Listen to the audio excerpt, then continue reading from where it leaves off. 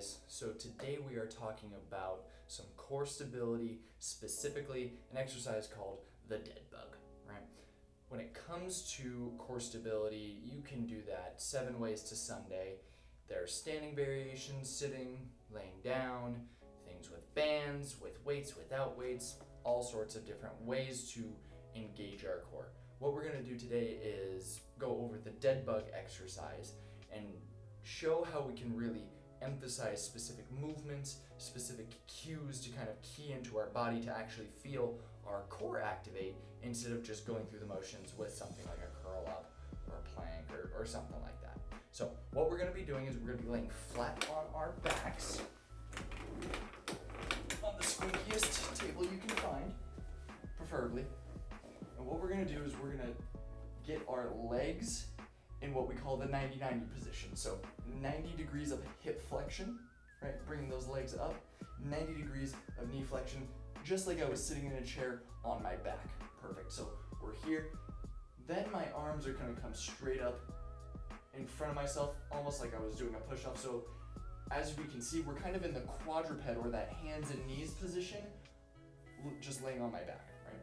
So from here, this is where most people start the exercise, but what we want to focus on is actually getting that core turned on. So what I'm going to do is I'm going to imagine taking the tops of my knees as well as my fingertips, and I'm reaching up towards the ceiling. So right here I'm relaxed, I'm going to reach up towards the ceiling. You can see how everything starts to engage. You might be able to see a little tremor, a little shake in my core right now. That's awesome, right? I'm really getting things fired on. I'm just relaxing again. I'll take those kneecaps, shoot them up, my arms, push them up, right? Nice and strong here.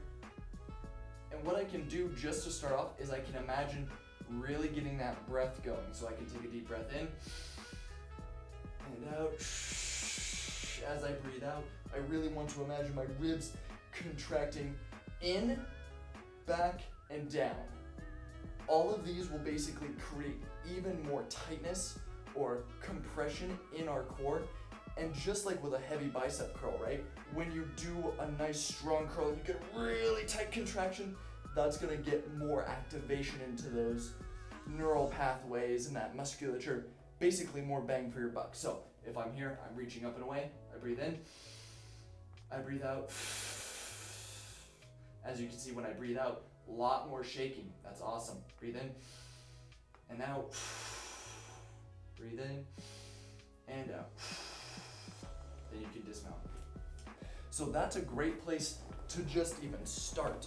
We can start with just doing that motion, getting everything activated, breathing, doing about 10 breaths a set, 2 to 3 sets a day. That should be plenty to start getting those abs going. But let's continue forward on some of the variations that we can start to add in. So what I can do from the same start position where I'm still reaching the kneecaps up and the arms up, I can move the arms overhead, still reaching as I do that, not just letting my arms do whatever they want. I'm still really strong throughout the core and throughout my shoulders. As I do this, I can do the exact same thing with the legs. Bada bing, bada boom. Then I can think about coordinating motions. The most common is the cross crawl, i.e. opposite arm, opposite leg. So I'm nice and strong here. Holding and back. Holding and back. I can do same side. Good.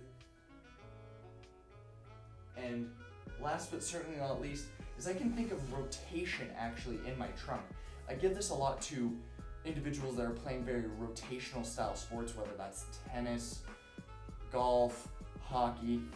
So what I'm gonna do here is I'm gonna get again in my really strong position where I'm pushing the knees and my hands up, and then I'm gonna imagine turning the body. Almost like you could cut me in half right at my belly button.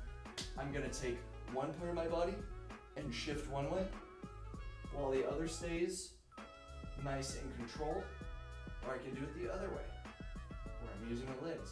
I wouldn't recommend doing them opposite together. That kind of gets things a little too bound up. It's a little too much contraction while trying to hold everything. but it's definitely a possibility. The way to start to cue up on these are going to be arms only, legs only, opposite arm leg, same side arm leg, rotation. If you can do 2 or 3 sets of those without losing any form, with really, really good intensity, integrity, right? You're not feeling like you're failing all the time. It may be hard, but you're still able to do them.